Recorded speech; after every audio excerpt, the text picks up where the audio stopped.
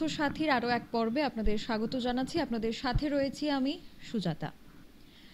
ইতিমধ্যে দাঁড়িয়ে আমরা যেভাবে আমাদের জীবনযাপন তৈরি করেছি তার মধ্যে আমরা দেখতে পাই বিশেষ করে একটা সমস্যা, যেটা অনেকেই মনে করে থাকেন সেটা একটা জটিল সমস্যা, কিন্তু সেই জটিল সমস্যারও কিন্তু খুব সাধারণ সমাধান রয়েছে। আমরা কথা বলছি আইভিএফ এর বিষয় নিয়ে।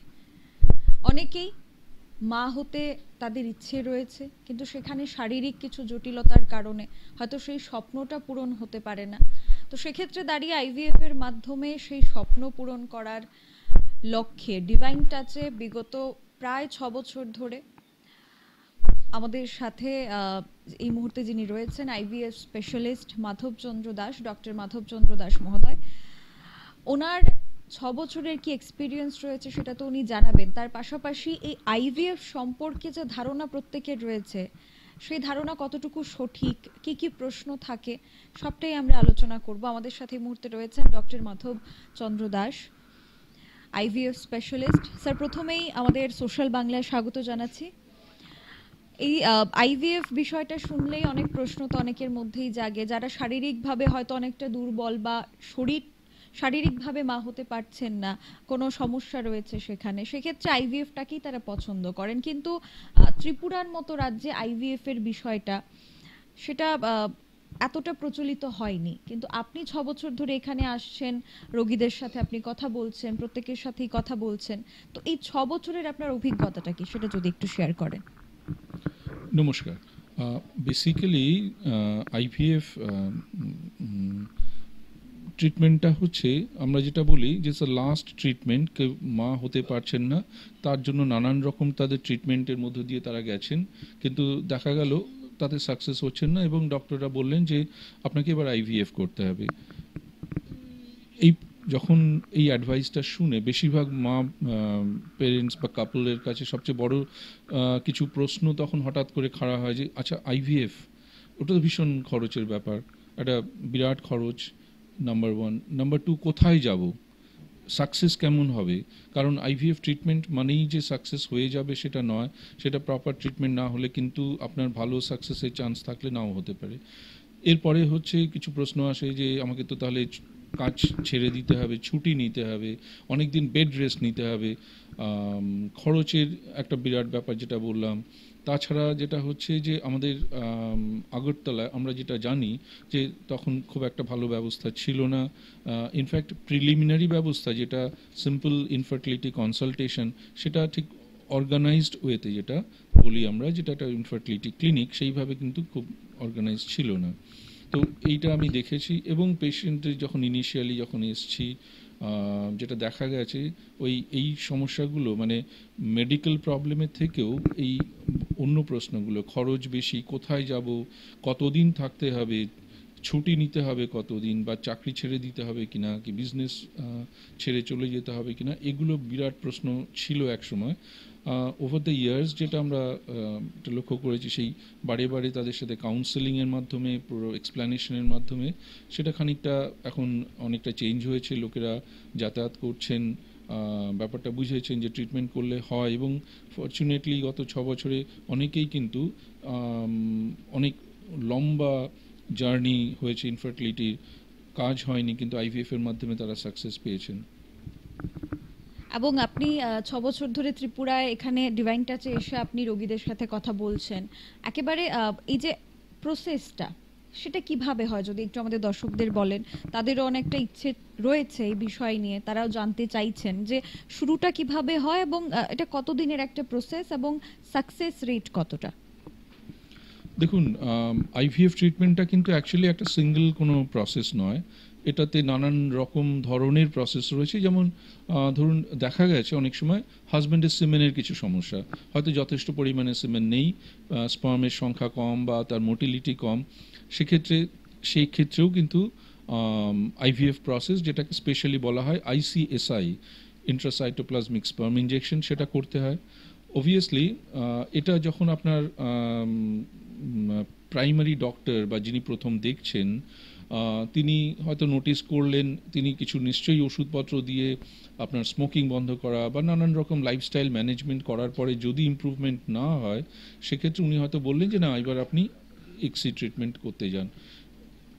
নাও আমরা যে মডেলটা বা যেভাবে কাজটা করার চেষ্টা করেছি, তাতে আমরা এই জিনিসটা খেয়াল রাখার চেষ্টা করি যে যেটা হচ্ছে যে আপনার নর্মাল লাইফস্টাইলে কোনো ডিসরাপশন যাতে না হয়। যেমন আপনি কাজকর্ম ফেলে 1 মাসের জন্য আইভিএফের জন্য অনেক দূরে গিয়ে ট্রিটমেন্টের জন্য ঘর ছেড়ে গেলেন, তাতে কিন্তু একটা মেন্টাল স্ট্রেস হয়। স্ট্রেসটা কিন্তু আপনার ট্রিটমেন্টের সাকসেসে বাধা হতে পারে। তো যেটা আমরা করি সেটা হচ্ছে, আপনার যে ডাক্তারবাবু এখানে লোকালি দেখলেন, উনি যখন বললেন যে রিপোর্টটা ভালো নেই, আপনার আইভিএফ করতে হবে, তারা এখানে ডিভাইন টাচ ক্লিনিকে আমাদের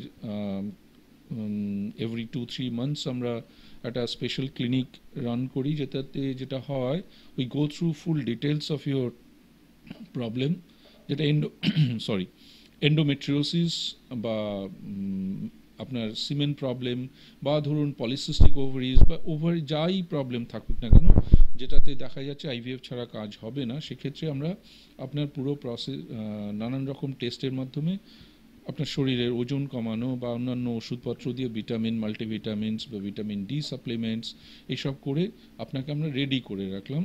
এবং যখন আপনি রেডি হলেন, জাস্ট 10 থেকে 15 দিনের জন্য আপনি কলকাতা যাচ্ছেন।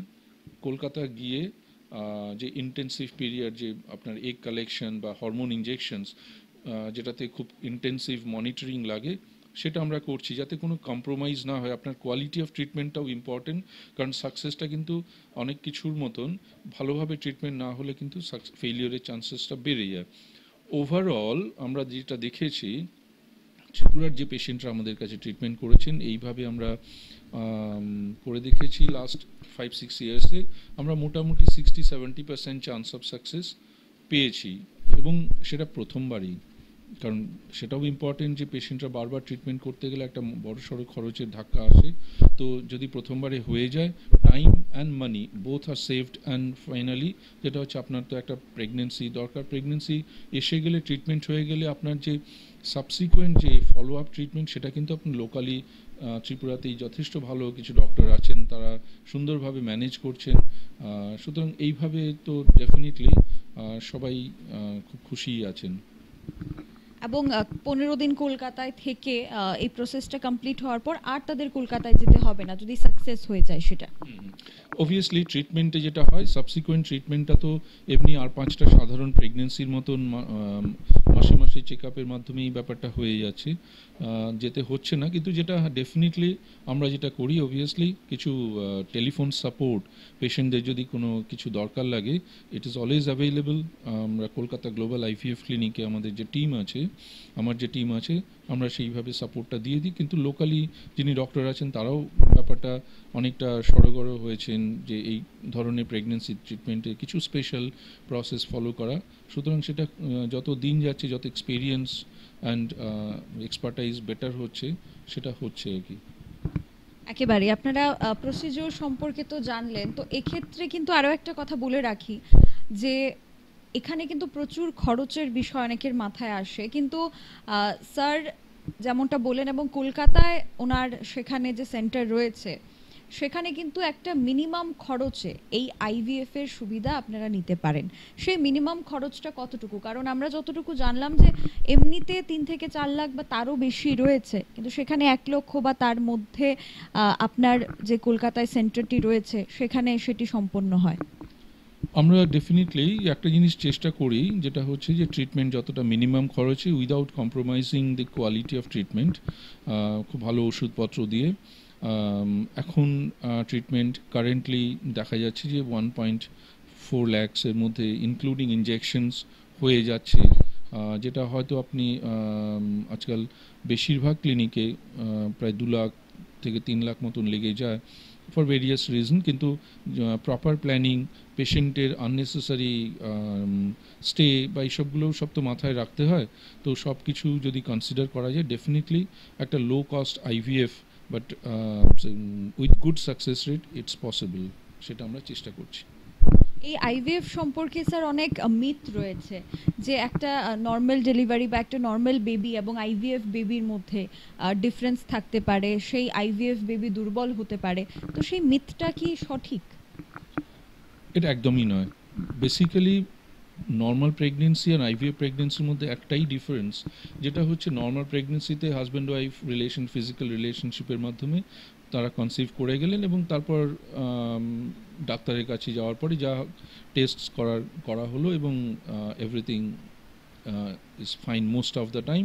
কিন্তু কিছু কিছু ক্ষেত্রে নর্মাল প্রেগনেন্সি হলেও আপনি খেয়াল করে দেখবেন দু একটি ক্ষেত্রে যেটা বলা হয় স্ট্যাটিস্টিক্যালি শতকরা 1 থেকে 2 ভাগ একটি দুটি বাচ্চা 100 জনের মধ্যে কিছু অ্যাবনর্মালিটি প্রেজেন্ট করে এবং সেটার জন্য সোনোগ্রাফি বা ব্লাড টেস্টের মধ্যে সেগুলো ধরা পড়ে এবং সেটার জন্য যেটা করতে হয় করা হয় আপনার ডাক্তারবাবুরা করে নেবেন। আইভিএফেও কিন্তু ঠিক ততটাই সম্ভাবনা। আইভিএফে প্রেগনেন্সিতে যেটুকু ফার্টিলাইজেশনটা বাইরে হচ্ছে সেটা ঠিক আছে, কিন্তু প্রেগনেন্সি এস্টাবলিশ হওয়ার পরে অ্যাবনর্মালিটির চান্সেস কিন্তু ওই 1-2%ই।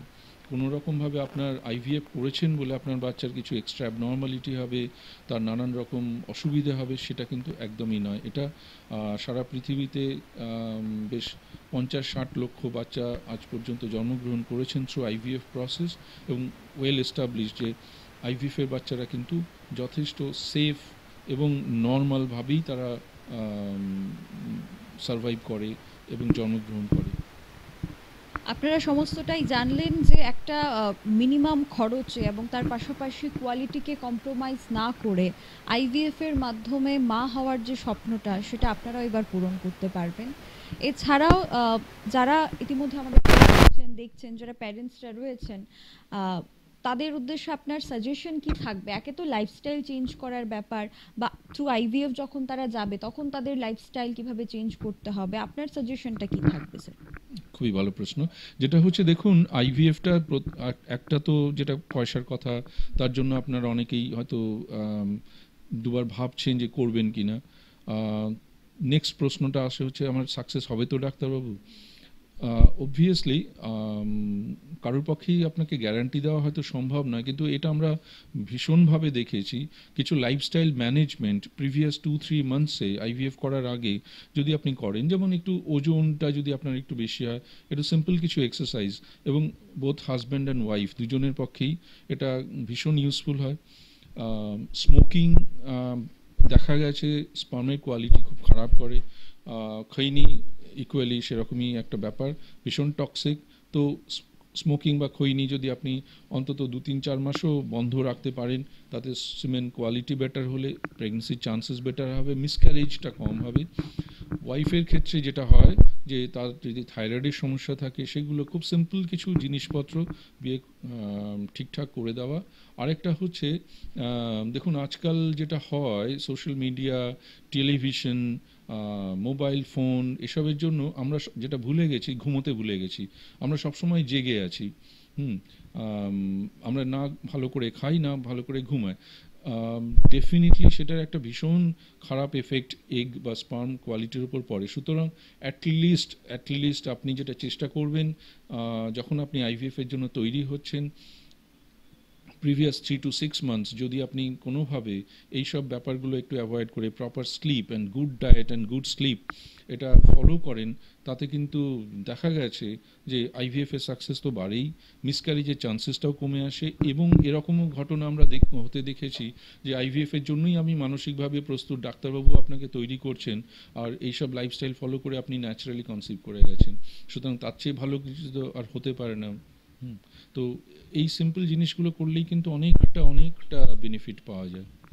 এবং স্যার আইভিএফ এর ক্ষেত্রে যদি সেখানে ফিজিক্যালি ফিট থাকেন হাজব্যান্ড অ্যান্ড ওয়াইফ দুজনই, সেক্ষেত্রে কি কোনো এজ ব্যারিয়ার রয়েছে আইভিএফ এর ক্ষেত্রে? এজ ব্যারিয়ার বলতে দেখুন দেখা গেছে যখন প্রেগনেন্সি চান্সেস কিন্তু আপনার বয়সের সাথে সাথে কমতে থাকে। কারণটা হচ্ছে এগের কোয়ালিটি অ্যান্ড স্পার্মের কোয়ালিটি একটু ড্রপ করে।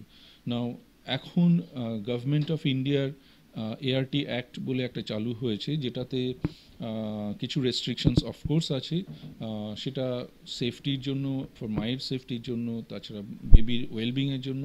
তো মাদারের বয়স যদি 50 হয়ে যায়, আনফর্চুনেটলি সেক্ষেত্রে কিন্তু ট্রিটমেন্ট করা সম্ভব নয়, বা বাবার ক্ষেত্রে বয়সটা হচ্ছে 55, তার যদি 55-এর ওপর বয়স হয়ে যায় সেক্ষেত্রে ট্রিটমেন্ট দেওয়া সম্ভব না। সুতরাং আপনারা এই ব্যাপারটা একটু অ্যালার্ট থাকবেন, কারণ অনেকেই আছেন যে না আমি নর্মালি হব, ডেফিনেটলি আপনি চাইছেন নর্মাল প্রেগনেন্সি আসুক, কিন্তু খুব বেশি দেরি করবেন না, তাতে সাকসেসের চান্স কমে যাচ্ছে। এবং এমন দেরি যেন না হয় যে আপনাকে ক্লিনিকে গিয়ে ক্লিনিক আপনাকে রিফিউজ করছে যে করতে পারছি না, কারণ তাদের হাত পা বাঁধা, যেহেতু আইনগতভাবে সেটা তো আমাদের অবভিয়াসলি ফলো করতে হবে। আপনি যেহেতু স্যার ত্রিপুরায় এসে ওদের সাথে কনসাল্ট করেছেন রোগীদের সাথে, সেখান থেকে ফিডব্যাকটা কেমন হয়েছে আফটার আইভিএফ প্রসেসিং এর পর? বেসিক্যালি ওভারঅল যেটা আমরা আমার পার্সোনাল যে ইন্টারাকশনস যে পেশেন্টদের সাকসেসফুল হয়েছে, যেটা হচ্ছে যে তারা ওই জেনারেলি অ্যাওয়ারনেস, মানে তারা অনেকেই অ্যাওয়্যার ছিলেন না যে আইভিএফটা এত ইজিলি হতে পারে, কস্ট ওয়াইজ, ডিউরেশন ওয়াইজ, যে তাদের লাইফস্টাইলকে অনেক বেশি ডিস্টার্ব না করে, কাজকর্মের ডিস্টারবেন্স না করে প্রেগনেন্সি হওয়া সম্ভব, সেটা যারা হয়েছেন তারা তাদের কলিগসদের বা তাদের আত্মীয় স্বজনকে পাঠিয়েছেন, সেটা থেকেই বোঝা যায় যে বেসিক্যালি অ্যাওয়ারনেসটা যাদের এখনও obviously it's not wide spread, কিন্তু অ্যাওয়ারনেসটা ভীষণ ইম্পর্টেন্ট। এবং আমি আপনাদের যেটা বলবো যে আপনি ডাক্তারের সাথে কথা বলুন। ডাক্তাররা অনেক সময় বলছেন আইভিএফ করতে হবে, কিন্তু দেখা যাচ্ছে অনেকেই 2-3 বছর বসে থাকছেন কনফিউজড, হয়তো বুঝতে পারছেন না করাবো কি করাবো না। কিন্তু যখন আপনার ডাক্তারবাবু বলেছেন যে আপনার আইভিএফের দিকে যাওয়া উচিত, বেশি দেরি করবেন না, কারণ এতে আপনার চান্স কিন্তু কমে যাচ্ছে, অথচ খরচা সেম থাকছে। যাতে চান্স ভালো হয়, ফার্স্ট অ্যাটেম্পটে প্রেগনেন্সি হয়, সবাই চাইছেন, আপনি কিন্তু যত তাড়াতাড়ি করবেন সেটা হবার সম্ভাবনা বেটার হবে। অসংখ্য ধন্যবাদ স্যার, আমাদের সাথে আপনার গুরুত্বপূর্ণ সময় দেওয়ার জন্য আমাদেরকে, এবং একেবারেই আইভিএফ নিয়ে বিভিন্ন মিথ, বিভিন্ন প্রশ্ন এবং অনেকের মধ্যে অনেকটা বিভ্রান্তি তো ছিলই নিশ্চয়ই, বিশেষ করে আর্থিক দিক থেকে, যে এতটা টাকা দিয়ে সেখানে আইভিএফ এর প্রসেসিংয়ের মধ্যে যাওয়া, সেক্ষেত্রে কিন্তু খুব মিনিমাম খরচে মাধবচন্দ্র স্যার যেমনটা বললেন যে শুধুমাত্র 10-15 দিনের জন্য আপনাকে কলকাতায় যেতে হবে, সেখানে একটা ট্রিটমেন্টের মধ্যে থাকতে হবে, তাতে করে কিন্তু কাজেও সেখানে কোনো বাধা থাকবে না, কাজের ক্ষেত্রে যারা ওয়ার্কিং উমেনরা রয়েছেন তাদেরও সেখানে কোনো বাধা থাকবে না, এবং মিনিমাম খরচে কোয়ালিটিকে কম্প্রোমাইজ না করে আইভিএফ এর সুবিধা নিয়ে আপনিও আপনার স্বপ্ন পূরণ করতে পারবেন। আরও একবার ধন্যবাদ জানাচ্ছি। আমরা সরাসরি ছিলাম আপনাদের সাথে ডিভাইন টাচ ক্লিনিক থেকে, আমাদের সাথে ছিলেন IVF specialist doctor Madhabchandra Das sir. আপনাদেরকেও ধন্যবাদ জানাচ্ছি। সবাই ভালো থাকবেন, সুস্থ থাকবেন। ক্যামেরায় অলোকের সাথে আমি সুজাতা, দ্য সোশ্যাল বাংলা।